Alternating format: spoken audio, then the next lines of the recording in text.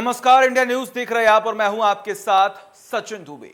अफगानिस्तान में इस वक्त कोहराम मचा हुआ है। कोहराम भी ऐसा कि दूसरे देशों के नागरिक बस किसी भी तरह यहां से निकलकर अपने देश पहुंचना चाहते हैं। भारत के नागरिक भी वहां फंसे हुए हैं, जिनको निकालने के लिए मोदी सरकार ने ऑपरेशन एयरलिफ्ट चला रखा है। इस ऑपरेशन को वायुसेना की मदद से चलाया जा रहा है, जो रोज कई सौ लोगों को अपने वतन वापस ला रही है। वह अफगानिस्तान में तालिबान से लोहा लेने के लिए पंजशीर के शेर आ गए हैं। आलम यह है कि इन शेरों ने तालिबान को ऐसा पंजा मारा है कि 300 तालिबानियों के ढेर होने की खबर है। फिलहाल तालिबान और नॉर्दर्न अलायंस के बीच कभी भी जंग हो सकती है।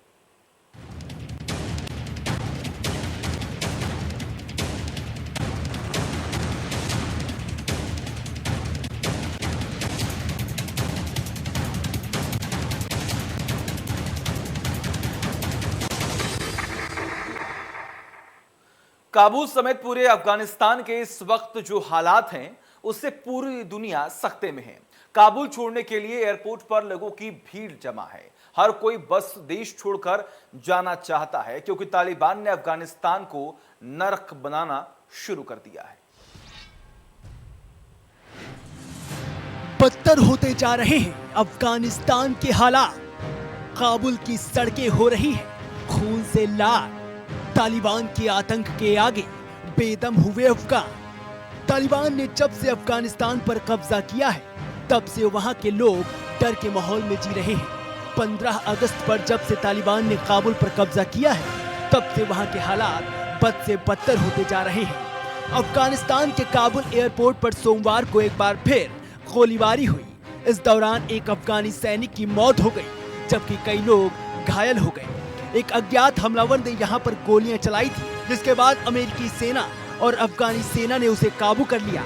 फिलहाल काबुल एयरपोर्ट पर हालात चिंताजनक बने हुए हैं। दरअसल इस वक्त काबुल एयरपोर्ट पर अलग अलग देशों के फंसे लोगों को निकालने का काम जारी है।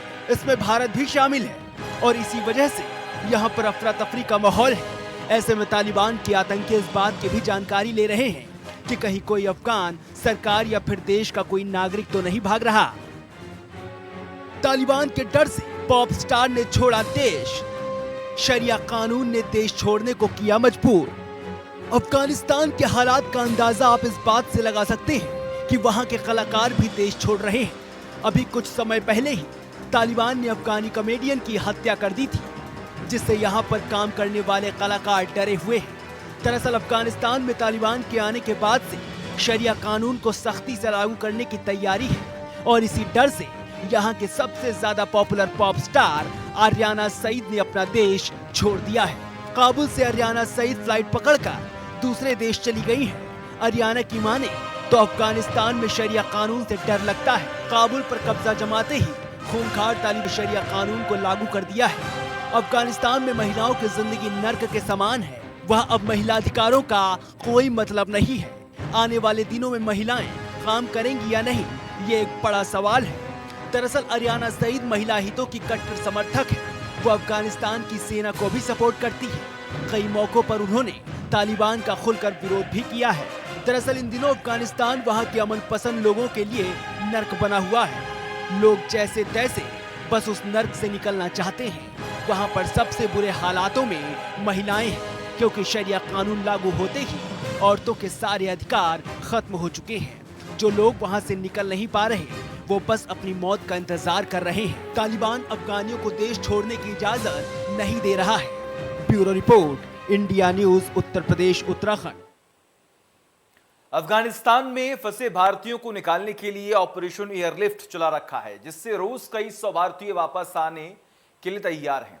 अफगानिस्तान से आए इन लोगों के चेहरे पर खुशी देखकर आपको समझ आ जाएगा कि अफगानिस्तान के हालात क्या हैं। देखिए, इस समय मैं गाजियाबाद में हिंडन एयरबेस पर मौजूद हूं और अफगानिस्तान से इवैक्यूएट करके लाए गए जो लोग हैं वो आपके सामने यहाँ पर मौजूद हैं। एयरफोर्स का C-17 ग्लोब मास्टर, जो हर आपदा में एयरफोर्स की एक बड़ी ताकत है। कई जो आपदा है उसमें हमने देखा है कि C-17 ने बहुत अच्छी भूमिका निभाई है और ये जो लोग हैं ये भी अफगानिस्तान से यहाँ पर लाए गए हैं।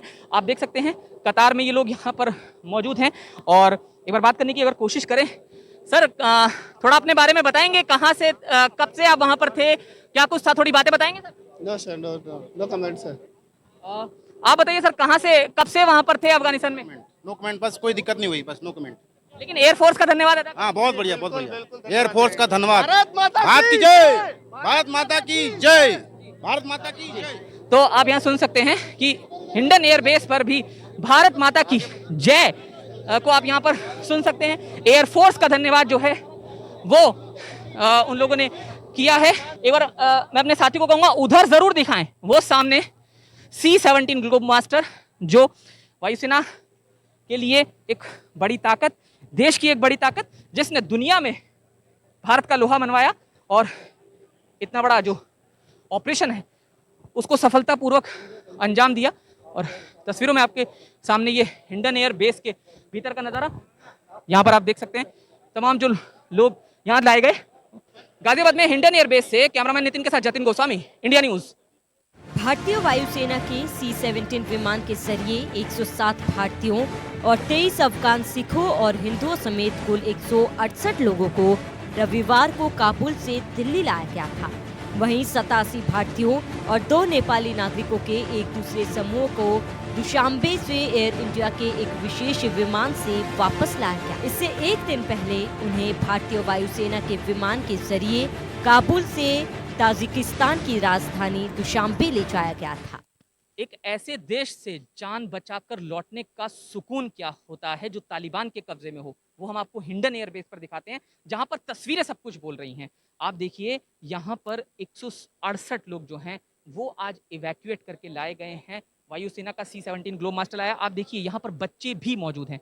मैं आपको तस्वीरें दिखाऊं, देखिए ये पल, बेहद खुशी का पल, बेहद राहत का पल। एक पिता अपनी बच्ची को एक आशीर्वाद देते हुए, इस तरह से प्यार करते हुए, ये तस्वीर जो है सब कुछ बोल रही है कि किस तरह से जो एक भय का माहौल था उसमें से जब ये निकल कर बाहर आए हैं तो किस तरह से सुकून महसूस कर रहे हैं, अपने बच्चों की जिंदगी वो बचा पाए, इस बात का भी सुकून है, इस बात की भी राहत है। और जो यात्री देखिए लौटे हैं वो अपनी जो आप बीती है वो किस तरह से बयां कर रहे हैं, ये भी हम आपको लगातार बताने की कोशिश यहाँ कर रहे हैं। तो आप देख सकते हैं कि क्या कुछ जो है वो इस समय चल रहा है। और जो लोग हैं वो लौटने के बाद एक खुशी जो है वो जाहिर यहाँ पर करते हुए। असल में हम लोग बस में जाते थे, ठीक है, वो एक हॉल से जाते थे, उधर रुक जाते थे, फिर हमारा शेड्यूलिंग होता था, कभी कभी ऑथराइजेशन नहीं मिलता था, वो सब में चक्कर में थोड़ा लेट हो गए हम लोग, नहीं तो 2 दिन पहले आ जाते इधर। हाँ, मैं काबुल में था, मेन सिटी में। तालिबान, हाँ हाँ हाँ हाँ हाँ, उधर डर लग रहा था, पर तालिबान ऐसा कुछ नहीं किया, जो मतलब फायरिंग वायरिंग ऐसा कुछ नहीं किया। वो लोग हमसे कोऑपरेट किया, हमने भी उन लोगों से कोऑपरेट करके इधर तक आ गए। भारतीय वायुसेना के लिए क्या कहेंगे? भारतीय वायुसेना ने बहुत thank you so much. Taliban ने वैसे तो काबुल में जैसे ही कब्जा किया था उसके फौरन बाद ही मोदी सरकार ने भारतीय दूतावास के सभी कर्मचारियों को वहां से निकाल लिया, लेकिन अभी भी कई ऐसे भारतीय वहां से निकलने की तैयारी कर रहे हैं।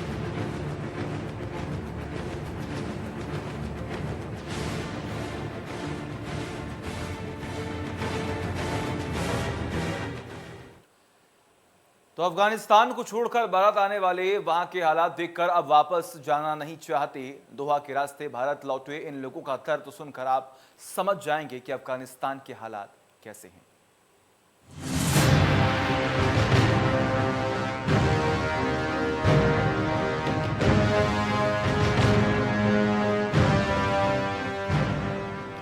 काबुल पर एक हफ्ते पहले तालिबान के कब्जे के बाद काबुल की हालत खराब होती जा रही है।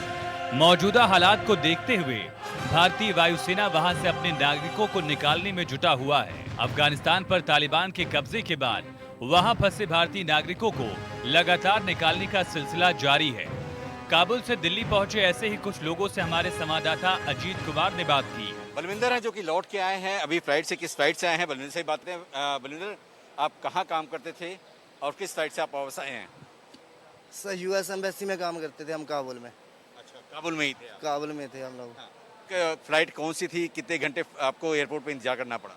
हमें जैसे निकाला गया तो हमारा अपना ये जो यूएस आर्मी का अपना एयरपोर्ट था वहाँ पे इन्होंने अपने अंडर में ले लिया, हमने काफ़ी सेफ्टी करी हमारी और वहाँ से हमें सीधा कतर ले गए। तो काबुल एयरपोर्ट पे भी कितने लोग हैं, अगर हम कहें इंडोर और आउटडोर? जब तक हम वहाँ पे थे तब तक वहाँ पे कोई इतना ज़्यादा शोर शराबा नहीं था, लेकिन फिर भी जो बाहर के हालात थे उसके हिसाब से हम लोगों को पहले से ही निकाल लिया गया था।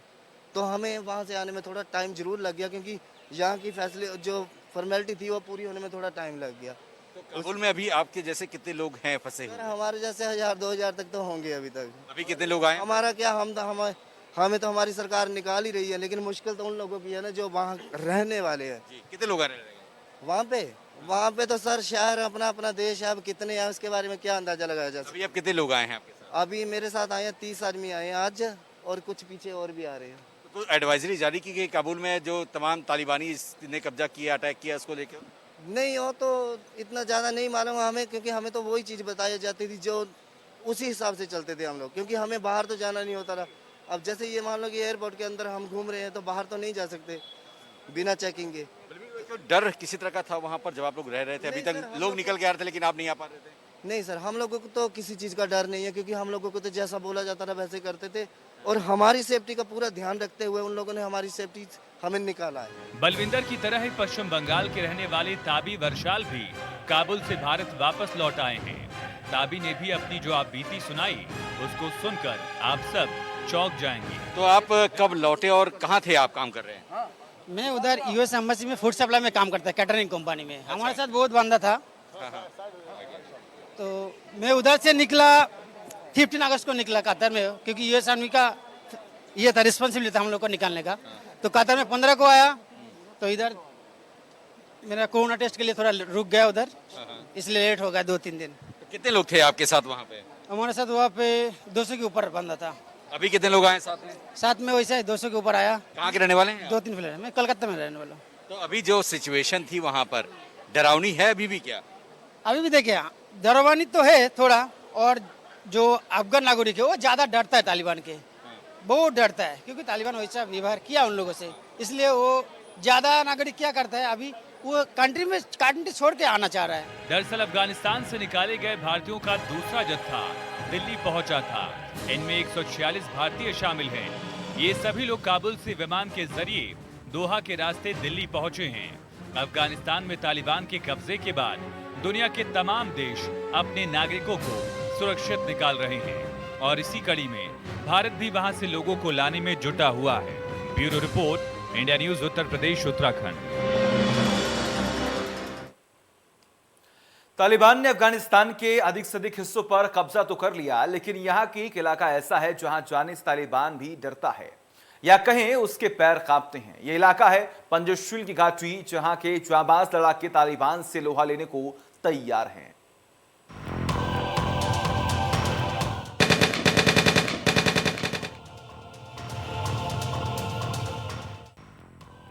तालिबान और विरोधियों के बीच आर पार की जंग। हमले में 300 तालिबानियों के मारे जाने की खबर। अफगानिस्तान में फिर अपनी सरकार बनाने की तैयारी कर रहे तालिबान को पंजशीर के लड़ाकों से तगड़ी टक्कर मिल रही है। तालिबान विरोधी फौजें उसके लड़ाकों के सामने पस्त हो गई हैं।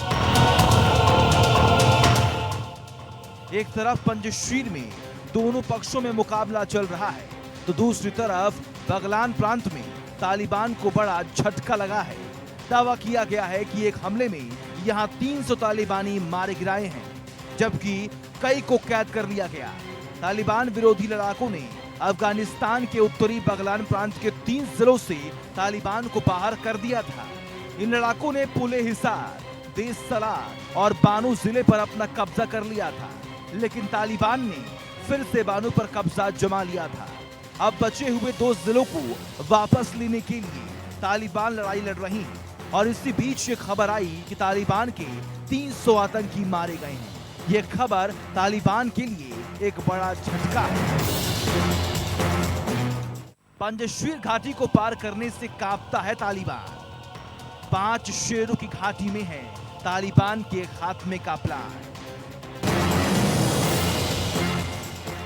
तालिबान ने भले ही अपनी क्रूरता के दम पर अफगानिस्तान के अधिक से अधिक हिस्सों पर कब्जा कर रखा है।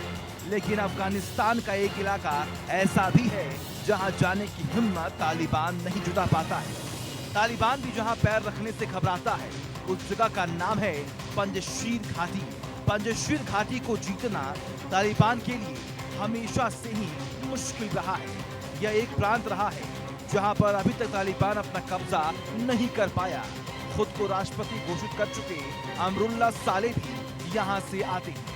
काबुल के उत्तर में मौजूद पंजशीर घाटी तालिबान विरोधी ताकतों का प्रमुख गढ़ बना हुआ है। कहा जा रहा है कि अगर तालिबान किसी तरह वहां पर चढ़ाई करता है तो पंजशीर के लड़ाके उसे मुंहतोड़ जवाब देंगे। हिंदुकुश पहाड़ियों से घिरी हुई पंजशीर घाटी लंबे समय से तालिबानी विरोधी ताकतों का केंद्र रही है। साल 2001 में अपनी मृत्यु तक अफगान नेता अहमद शाह मसूद ने सोवियत अफगान युद्ध और तालिबान के साथ जंग के दौरान पंजशीर घाटी का बचाव किया था और अब उनके बेटे ने तालिबान से लोहा लेने के लिए हथियार उठा लिया है। तालिबान से लोहा लेने को तैयार पंजशीर के शेर।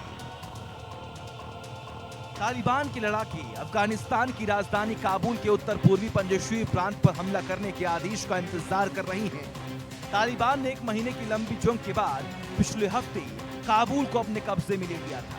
अशरफ गनी सरकार के पतन के बाद पंजशीर अहमद मसूद और गनी कैबिनेट के पहले उपाध्यक्ष अमरुल्लाह साले के नेतृत्व में तालिबान से लड़ रहा है।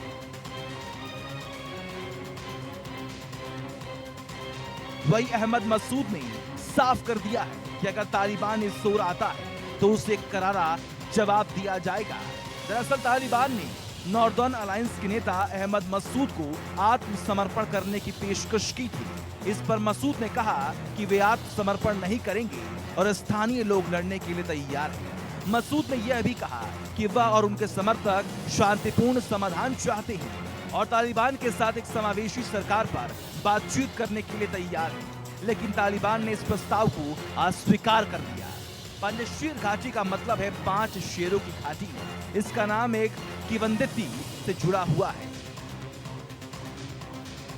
माना जाता है कि 10वीं शताब्दी में 5 भाई बाढ़ के पानी को नियंत्रित करने में कामयाब रहे थे। उन्होंने कश्मीर के सुल्तान महमूद के लिए एक बांध बनाया था। ऐसा कहा जाता है कि इसी के बाद से इसे पंजशीर घाटी भी कहने लगे। इस घाटी को नॉर्दर्न अलायंस भी कहा जाता है। यह अलायंस 1996 से लेकर 2001 तक काबुल पर तालिबान शासन का विरोध करने वाले विद्रोही समूहों का गठबंधन था। एक बार फिर यह अलायंस तालिबान के खिलाफ प्रतिरोध करने के लिए सक्रिय हो चुका है। कहा जा रहा है कि तालिबान की खिलाफत करने वाले सालेह भी इसी घाटी में हैं। पंजशीर के लोगों में अपनी आजादी और अपने इलाकों को लेकर जो लगाव है वो इस इलाके को देश के दूसरे हिस्सों से अलग करती है। आज जब तालिबान लगभग पूरे अफगानिस्तान में दोबारा काबिज हो चुका है, ऐसे समय में भी यहाँ के लोग तालिबान से मुकाबले की तैयारी कर रहे हैं। Bureau report, India news, Uttar Pradesh, Uttarakhand. और इसी के साथ हमारी इस खास पेशकश में बस इतना ही। देखते रहिए इंडिया न्यूज। नमस्कार।